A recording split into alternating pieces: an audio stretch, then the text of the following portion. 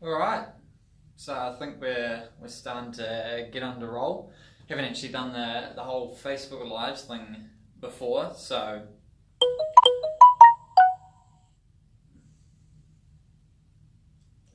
whoops, looks like we've got a couple comments. So I can see the comments on the large screen, and we'll be presenting just off of the camera.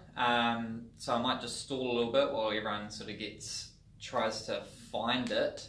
The main topic obviously is run walk. I've called it a Q&A. I'm not sure how much Q&A there will be, but it's going to be a good presentation to have up on our page and YouTube for future reference anyway. So then we might as well get started. And what we're really looking at today is the run walk method. So it's not new, but an experiment I did last year at the Hawke's Bay Marathon got a lot of attention, and that was around me trying to run a sub 240 marathon using the run walk method. So the only person I'd seen run faster, pretty much faster than 3 hours, was John Newsom from the I Am Talk podcast, and he ran, I think it was like a 2:37, and so I was interested and intrigued as to how the run walk worked, but then when I started to look into it, being a sports scientist, I was like, where's the extra information on run walk? Where's the physiology? Sort of by principle, it seemed to work or make sense in theory, and that theory really centers around pacing. So with the run walk, what I did was developed the 19 and 1. So that's running 19 minutes and walking 1 minute. Now, I guess it became popular around the 70s, 80s with Jeff Galloway, and his principle was a lot shorter running and walking, so more around the 6 minutes to 6:45, walking for 30 to 15 seconds.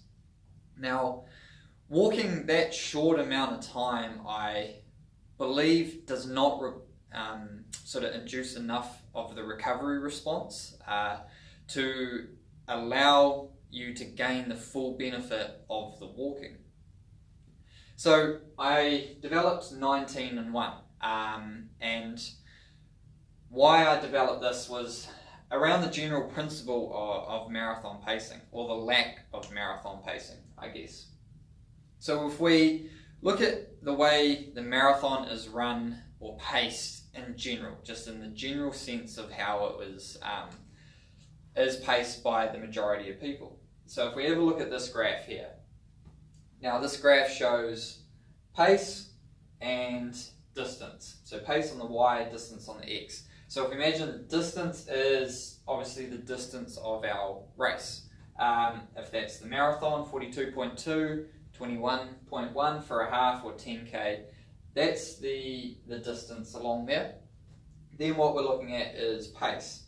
And I've specifically put no numbers on here, but what we can look at is, so if pace is how fast you're running, okay, that's pretty simple.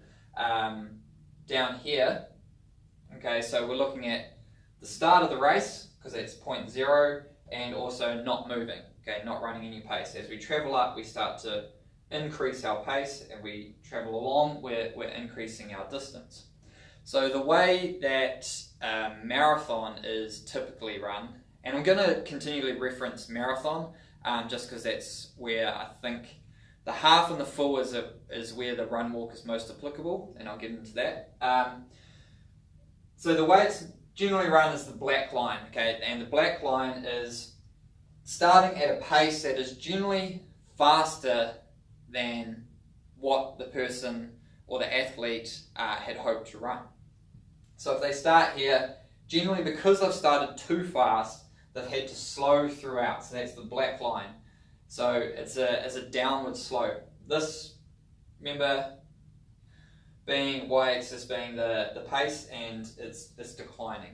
Okay, so you're getting slower throughout the race, and sometimes you can survive that in the sense that you only slowed so much that you were still able to achieve your goal. But the worst case scenario is something around the orange line. Okay, so this is where it's less likely or happens less often than the general positive split where people slow throughout the race.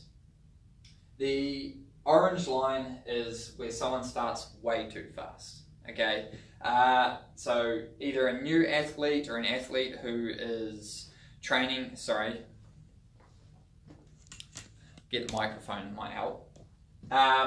So if we get someone who started way too fast, what happens when they start way too fast is they actually can hold that pace because it's a marathon, so the percentage they're running too fast is not hugely dramatic. Maybe it's 10 seconds per K and they're thinking, look, I'm having a great day, this is going to be awesome. Or they're just running way too fast. They have no idea. They haven't got any reference pace. Anyway, so they'll travel along, they may get through halfway or a bit over halfway, and then there's a dramatic decline. Whether that's through muscular fatigue or neural fatigue or just heat accumulation or metabolic fatigue and running out of glycogen. So once that drops off, it's really just a matter of trying to get to the finish line. So they're running along and some sort of fatigue occurs, and then it's a bout of sort of speeding up, slowing down, speeding up, slowing down until they can get to the end of the race. What we really want to do when we run a marathon is something along this green line. So that is pretty much either a straight, even split or a negative split, referencing you being able to run faster over the second half than you did over the first half. This green line is incredibly hard to do. One, because you need to really understand your physical limits, and you also need to be able to mentally slow yourself down at the start because it's going to feel really easy. So how does the run walk fit into this? Well, the run walk, yes, alright, so Alan's asking about a 5K, and I'll get into that, but you can pretty much, so this principle of run walk can work for anything. So when you have your points, this distance can reference anything. So when you have your distance along the green, you break it up into small walking periods. So by walking, because generally what people are attracted to do because they feel so fresh at the start of the race is run too fast. Alright, so running, when you intermittent the running with the walking periods, you generate an overall slower average pace. So if we look at something like that over here, we've got the 5-hour marathon, and you can use these calculations for, so that would be a 2.5 hour half marathon, a 2-hour marathon, an hour and a half marathon. What we're looking at is your average pace for that, and then if you were to run the same speed but use run walk, you actually have to run faster. So if you are used to running fast in training, because you don't normally run a marathon during training, but you need to slow yourself down, the run walk can be really good. And I've used that in ultra marathons especially, because you feel so fresh at the start, it's really hard to slow yourself down. So by using the run walk, you can actually run at the pace you feel comfortable at, which may be a bit faster than what you want, but using the walking periods, you can slow yourself down a little bit. So with the 5-hour, so that's 1.2% faster. And then as you get faster and faster, you go from a 5-hour marathon to a 3-hour marathon, the difference in pace becomes larger, and this is why you do not see the fastest marathon runners using this method. But anyway, so that's how it works sort of in general principle. Okay, so it's a matter of pacing. It's a matter of being able to run a consistent pace so that you avoid having or being forced to slow down at the end of the race. And how does that work sort of in the sports science thought aspect is I use these three principles of the head, the heart, and the legs. So when I talk about the head, it's the neural component. The neural component references the neurological stimulus that your brain creates in order to activate your muscles and your cardiorespiratory system in order to generate force to move forward. Okay, so that requires a certain amount of mental energy. Okay, you need to mentally engage yourself to continue to run, even when you're tired. So there's that. Then there's the heart, which it's the term I've used to cover all physiology. So there's obviously your heart rate, your oxygen transport, then the oxygen transport relates to the mitochondria and your aerobic energy production. If you are running too fast, you may not be able to transport oxygen from your lungs, bloodstream to your working muscles in order to generate all the energy you require aerobically, which means some component of that is going to be anaerobic or glycolytic. So using those sugars that are quite important over a long event, no matter how low carb or metabolically flexible you are, and that may be a limiting factor in your performance. The fact that you're not able to transport oxygen or use it efficiently enough to continue to run at the pace you've chosen to run. And then we have the legs, and the legs is a reference for the mechanical stress on your body, the physical, actual muscular, skeletal muscle stress that your body undergoes during running a marathon or any run. You know, we obviously are more sore when we finish than when we started due to the muscular stress. So when we have the head, the neuromuscular, the actual recruitment and psychological drive to run, we have the heart or the oxygen transport energy conversion system, and we have the legs, the mechanical system. Depending on how well you're trained, these things are going to limit you in different ways. And when we look at a marathon, throughout the 42.2, if we are able to break up these limiting factors and use them in different ways, we can potentially unlock a little bit of extra potential from our bodies. Or we can delay the decline in the pace or your overall performance. So if we think about getting into your general run, okay, if you run for, let's say, an hour non-stop at a very constant, steady pace, so something that is, let's say, around 80% of your maximal heart rate, your marathon pace, something that is challenging but definitely within your capabilities.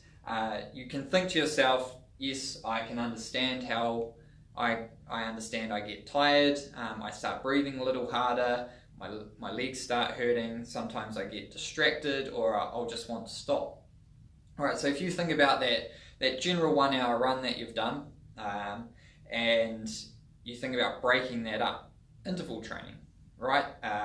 That's a great way to be able to run faster for a actual, maybe a 30-minute block of time, but you've used 1K intervals with a certain amount of rest so that you could run a total amount of 5Ks really fast, but you've broken it up using rest. So it's sort of like like doing interval training, but on a really large scale. So when we have the marathon, if we're able to stop early and walk, we are then able to, especially early on when the body is very receptive to changes in pace and intensity, we are able to quickly use different muscles, lower the cardiovascular stimulus and energy requirements for the body to be in a mode of recovery. Okay, so if we are, and based off of my 19 and 1, after the first 19 minutes we start walking, we can then quickly, as you know, you've only run 19 minutes, it hasn't been that hard, it's at marathon pace. So if you walk, you quickly start using different muscles in your legs, your heart rate will drop, and you'll be not as mentally challenged neurologically to have to move forward. So now you're in a state of recovery. And where a lot of people get sort of put off with the run walk is that they think that this 1 minute, so you've run for 19 minutes and walking for 1 minute, is a complete loss of time, but it's not. So if you were to, so based off of my calculations, and I got one of my engineering friends to help with this, was if you'd walk for 10-minute Ks for 1 minute within the race, you'd cover 100 meters. So then we can sort of take that 100 meters and calculate how long would it have taken if we were running at different paces. Okay, so the 5-hour marathon, so when you're running a 5-hour marathon, you're at just over 7-minute Ks. If you walk for at 10 minutes per kilometre, so it's a reasonably brisk walk, for 1 minute, you lose 17 seconds. That's it, just for that whole period of time, that 1 minute you lost 17 seconds. So over that whole 20 minutes of the 19 and the 1, you've only lost 17 seconds, okay, so not a lot. Now, as you start to progress, and this is why you'll see faster runners using this system less and less, you start to lose more time over that 100 meters. But in the slower times, around that 5 hours, 17 seconds is hardly anything. And what 17 seconds is able to do is able for you to concentrate on completely almost a different movement of walking compared to running, and also it breaks it up mentally in that you now no longer have to complete 42.2, you just have to complete around, I'm not sure of the total number, maybe 8 walking blocks. So you know, after I've completed this, I just have to run another 19 minutes at a specific pace. So that helps break the race down mentally, and then if you're able to do what I was able to do and time your walking sections with aid stations, now you're in an even better position where you're able to lower your heart rate and hopefully redistribute some of the blood from your working muscles to your gastrointestinal tract, or your stomach, intestines really, and start to absorb some of that fluid and the sugars that you should be taking in during the course of the event. So for me, what I was able to do, because the aid station's around 4 or 5 Ks, that allowed me to take on fluid like a sports drink, so fluid and sugars, while I was walking. So now I got a double benefit of recruiting different muscle groups, lowering my heart rate, mentally switching off a little bit, and also absorbing more nutrition. So then throughout the race, obviously there is a mental aspect of walking after 19 minutes, especially in my position when I did this in the Hawke's Bay in 2017. I was in 3rd position, so after about 19 minutes, I walked and got back into 6th place. And also the guys in front of me started getting further and further away. But especially in that event, what happened was we got up onto the the stop bank, and it was almost 30 k's into a headwind. And what it allowed me to do in that situation is during the walking periods, going into the headwind, I was able to better mentally reassess my running pace and understand that I was in fact running too fast for the conditions. Something that I know personally I've struggled with when you are only focused on running. So that is just another benefit that was able to occur. And as the race went on and the guys initially got further and further away until halfway where they were sort of 5 to 7 minutes away, we started to see the real difference. We started to see me on the green line and them around the orange and the black, to the point where in the last, I think it was 3 or 4 kilometers, I passed both second and third, and had, I'm not sure if it was the fastest or second fastest 5k split of the whole entire field, where I was able to, because I had, one, utilize the run walk to absorb better nutrition, keep myself cool and pace appropriately. I was also able to restructure my overall pacing strategy due to the conditions and speed up at the end, to the point where I was able to get myself into second place. So it's got a couple of questions here. How does the physiology of run walk compare to, say, staying in zone 2 over the course of a marathon? Are there any comparative RCTs comparing these two methods? Sorry, I missed the start and I can't see the rest. And what's the difference between 19:1 and 9:30? So those two questions. One is the comparative staying in zone 2 versus sort of the run walk. Now, so I did this as an experiment. I actually did the run walk in one marathon, then ran point to point in, well, not point to point, sorry, just ran start to finish in a marathon 5 weeks later. And I tried to keep training pretty consistent and believe I was in the same shape. It's a Wellington marathon, and I ran 3 minutes faster using just running. Now, I think due to the conditions that we had at the two, I think they pretty much related to each other in terms of my overall performance.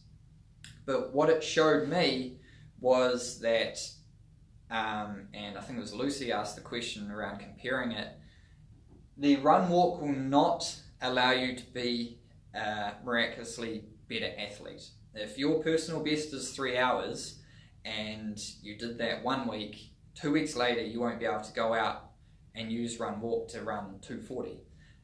What it does do is minimize the potential for mistakes in your pacing. So if you are very well known to slow over the last portion of the marathon, then the run walk is going to help you pace yourself better, because you obviously have a tendency to run too fast, and overall the walking periods will be able to slow you down to a pace that is actually going to be more in line with your physical abilities. But if you are very good at pacing already, and this is what I showed in the Wellington marathon, was I did slow slightly, but we had a headwind. But regardless, I was pretty much consistent throughout, and so when we sort of compared apples with apples, the run walk did not really make for a better pacing strategy or open up some new abilities. It just really minimized the potential for error, and this is especially true for those who are new to marathon running or half marathon or just running in general and are looking to are not sure where to start, because as what happened with the headwind conditions where I was able to alter, you'll soon after a couple walking blocks understand that you may have been running too slow or too fast for the conditions and for the terrain, and be able to adjust accordingly. Then Ken's asked about the 19:01 compared to 9, 30 and 30 seconds. So when I was wearing in my training, when I was wearing my heart rate, I also wore a stride power meter. I looked at my recovery rates, and for the 30 seconds and even the 45 seconds, my heart rate just wasn't dropping enough for me to consider that a true recovery. And then you also mathematically have to weigh up the acceleration and deceleration of having to walk and run. But in saying that, that was for me in this race, in racing over a marathon. So for some people, it's going to be a lot different as to what works and what works for the terrain. So if we look at, say, coming back from injury. Now this is something I use with athletes a lot, coming back from injury, because especially when we're talking about, because the head and the heart within training are, unless it's specific, really hard, long training, the head and the heart are generally not the ones slowing you down. It can be a lot of the time your legs or your mechanical system. That's where people get really injured. So I've just got a couple more questions here. Will the pacing strategy be as effective if you only did run walk in the second part of the marathon? And then Alan's also asked, I missed the first part of that, but I can see 20 Ks. Okay, so he's asking if it's pretty much halved, I think. So first of all, with Lucy's, it needs to be done. The second half is not going to be as effective. Okay, so what we're trying to do is delay fatigue, not wait until fatigue has already set in and then try and sort of escape it. If we get to this position, if we get halfway, say, if we're around there, we've already exercised at a certain rate. And if we look at the green line and consider that like our optimal, the absolute best case scenario of our pacing strategy, you know, we're not 1% below, we're not 1% above our ability, we're sort of bang on.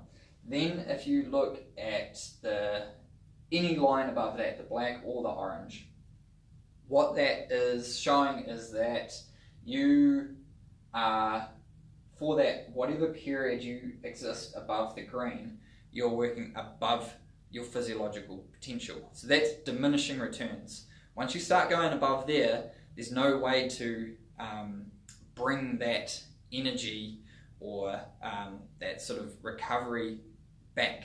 You can't sort of get it back later on.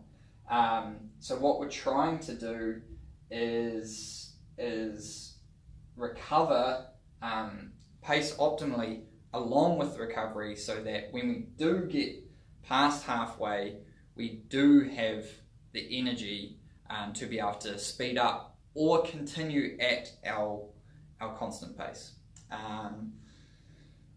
So I think what I missed Alan's initial question, but he's asking if they differ as you drop down through the distances. So if we had 19:01 for a marathon, would we have 9:30 and 30 for a half, and then for a 5K would we have 2.5 and 10?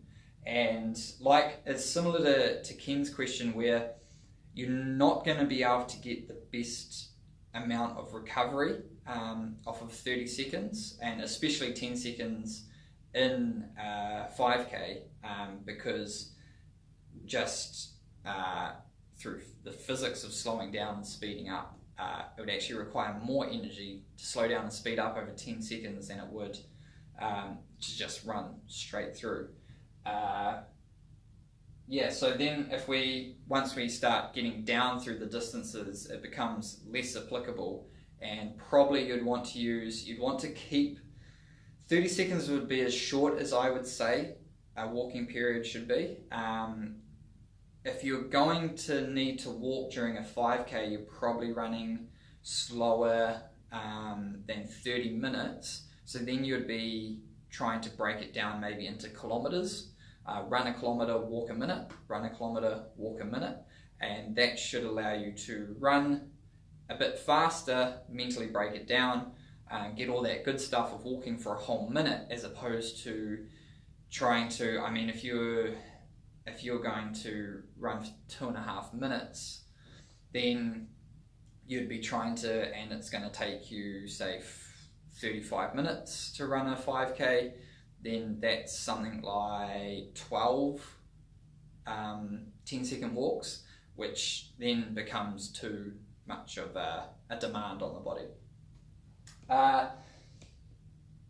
So the main principles that I want to get across in the presentation really was that run walk's not going to create to make an already good athlete or someone who's already good at pacing exceptionally better, but it will help minimize the potential for error, and especially if you are known or you work with athletes, friends, family who always say, I was doing so well over the first half and then the wheels just fell off. I don't think I ate enough. I don't think I drank enough. I got too hot. Generally what's happened is they've existed above this green line, that green line of optimal pacing. And once we start to exist above the green line of your physical limits, it's a diminishing returns. You can't come back from that. The only way to come back is if you end up below the green line. So by breaking it up early with walking periods, you're able to recover and hopefully pace yourself, run throughout. And the slower you go, the more likely you probably are to walk during the end of the marathon, just because at a certain point in time or distance, your body is not physically able to run continuously for that amount of distance or time. So if you know you've walked or have always ended up walking in any of your events, then you might as well just walk earlier and not have to walk as long and feel better at the end of the race. So it's a choice rather than you're forced to do it. And it's also important to understand that it's not lost time. Like, you don't, just because you're walking for a minute doesn't mean you're just standing still and that 1 minute is now gone. So if you have 8 walking breaks, you don't lose 8 minutes. If you're more around the 5 hours or 4 hours, it can be as little as 17. Maybe if you're 5.5 hours, it's 10 seconds, so that's 60 seconds, that's a minute. That's only 1 minute of 6 minutes of walking can lose you, 1 minute in time, but that's just, in mathematical terms, 1 minute. It may save you a lot if you're able to continually run for slightly longer.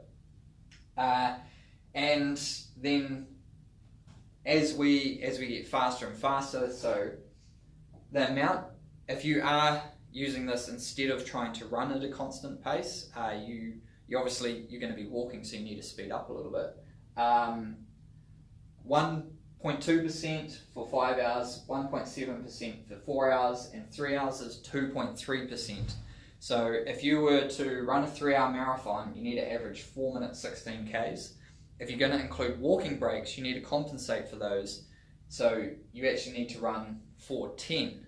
And for some people, that's going to be a big step up to run a bit faster. But then, like I was saying, for other people, it's going to be better because they're used to running faster. So now the walking periods are going to slow them down.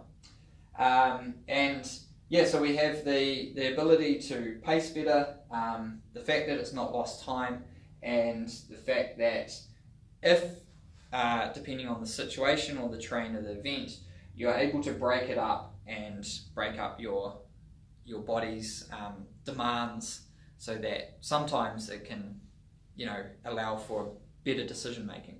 So Ken's just asked, what are your thoughts on adjust the walk breaks to the terrain, i.e. walk uphill sections downhill, and coincide with the approximate times? So yeah, if you have a look on the initial blog article that I wrote, I did include some disclaimers. So some of the disclaimers are headwind. If you are able to, if there's a situation where there's a group of runners into a headwind, and walking for a minute is going to detach you from that group. So for the next 19 minutes or whatever period you're running for, if you're then going to have to run by yourself into a headwind, it's not worth it. You're better off just running behind the group and walking at a later stage. Then yes, the terrain, uphills, downhills, it's pointless walking downhill because that's free speed. So knowing your terrain, and also the aid stations, and regardless of if you are using run walk or you're just running, it's always important to analyze the course beforehand.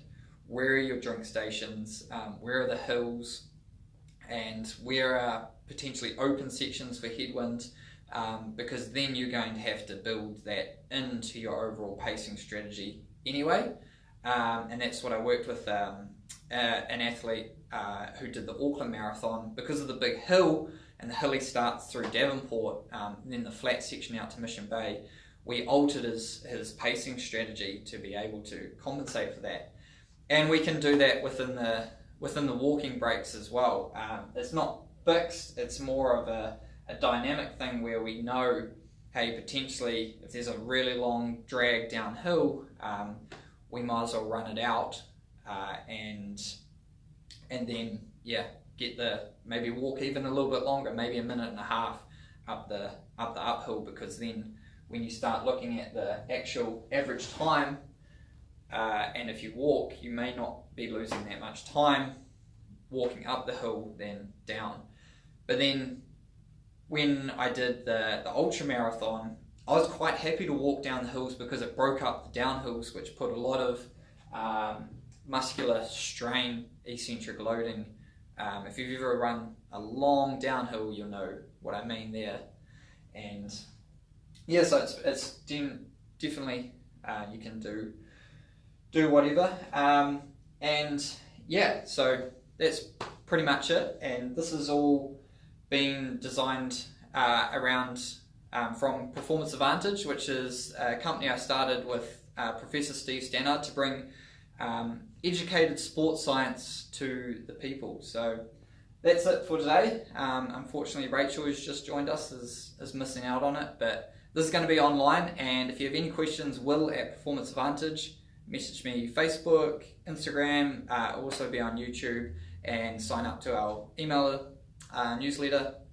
All right, cheers.